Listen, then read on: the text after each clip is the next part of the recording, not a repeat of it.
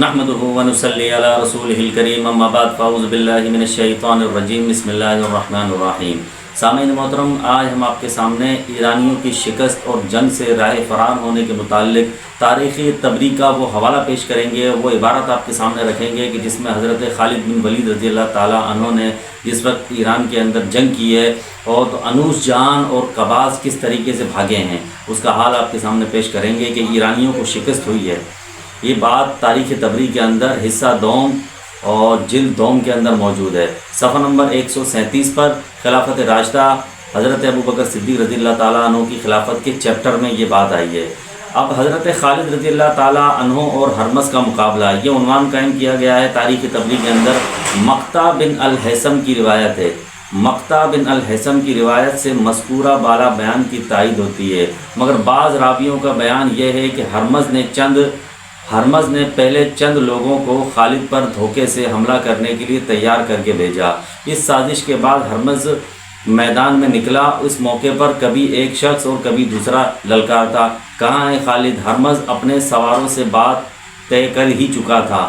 خالد رضی اللہ تعالیٰ عنہ گھوڑے پر سے اتر پڑے، ہرمز بھی اپنے گھوڑے سے نیچے اترا اور خالد رضی اللہ تعالیٰ عنہ کو مقابلے کی دعوت دی۔ خالد رضی اللہ تعالیٰ عنہ چل کر آگے آئے، دونوں کا مقابلہ ہوا، دونوں طرف سے وار ہونے لگے۔ خالد رضی اللہ تعالیٰ عنہ نے ہرمز کو پچھاڑ دیا۔ ہرمز کے حامی جھپٹے اور اصولی جنگ کے خلاف خالد رضی اللہ تعالیٰ عنہ پر حملہ کرنے لگے، مگر خالد رضی اللہ تعالیٰ عنہ نے اس کے باوجود ہرمز کا کام تمام کر دیا۔ قعقاع بن عمر ہرمز کے حامیوں پر حملہ آور ہوئے اور خالد رضی اللہ تعالیٰ عنہ کے ساتھ مل کر ان سب کو سلا دیا۔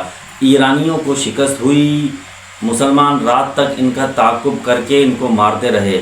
خالد رضی اللہ تعالیٰ عنہ نے مال غنیمت جمع کرایا، اس میں اونٹ کے ایک بار کے برابر زنجیریں بھی ہاتھ آئیں، ان کا وزن 1000 رطل تھا، اسی لیے یہ لڑائی ذات السلاسل زنجیروں والی کے نام سے موسوم ہے۔ اس لڑائی میں قباز اور انوس جان بچا کر بھاگ گئے تھے۔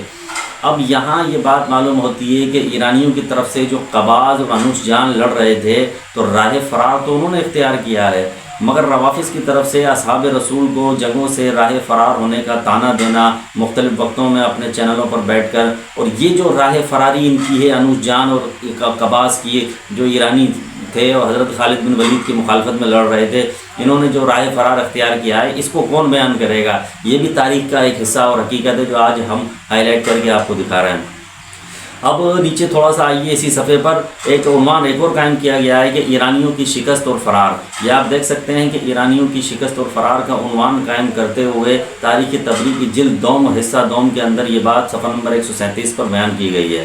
حنظلہ بن زیاد کی روایت ہے کہ جب دشمن کا تعاقب کرنے والی فوجیں واپس آ گئیں اور یہ معلوم ہو گیا کہ قباز اور انوس جان بھاگ گئے ہیں، اب بھاگے تو قباز اور انوس جان ہیں، مگر رافضیوں نے طعنہ اصحاب رسول کو دینا شروع کر دیا کہ اصحاب رسول جنگوں سے راہ فرار اختیار کر گئے۔ اب یہ جو راہ فرار جنگوں سے اختیار کی ہے ایرانیوں نے، یہ کون بیان کرے گا؟ یہ کون عوام کے سامنے لائے گا؟ اور یہ حقیقت حال عوام کے سامنے کون رکھے گا؟ اب تصویر کا ایک رخ پیش کرنا اور دوسرے رخ پر روشنی نہیں ڈالنا، یہ دیانتداری نہیں، بددیانتی ہے۔ دوسرے رخ پر روشنی ہم ڈال کر آپ کو بیان کر رہے ہیں، آپ بھی دیکھ لیں۔ تو خالد نے اپنی فوجوں کو کوچ کرنے کا حکم دیا اور خود بھی ان لوگوں کے ساتھ روانہ ہو کر بصرے میں اس مقام پر منزل کی، وہاں ٹھہرے جہاں اب بڑا پل ہے۔ خالد رضی اللہ تعالیٰ عنہ نے فتح کی خوشخبری، بقیہ مال غنیمت اور ایک ہاتھی مدینہ کو روانہ کر دیا اور سب طرف اسلامی لشکر کی فتح کا اعلان کر دیا۔ تو یہ حال تھا خالد بن ولید رضی اللہ تعالیٰ عنہ کی جنگوں کا۔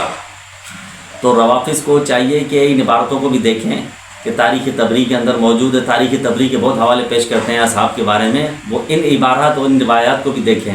اللہ تعالیٰ حق سمجھنے کی توفیق عطا فرمائے، رافضیت کے فتنے سے امت کے نوجوانوں کو محفوظ فرمائے۔ وآخر دعوانا الحمد للہ رب العالمین۔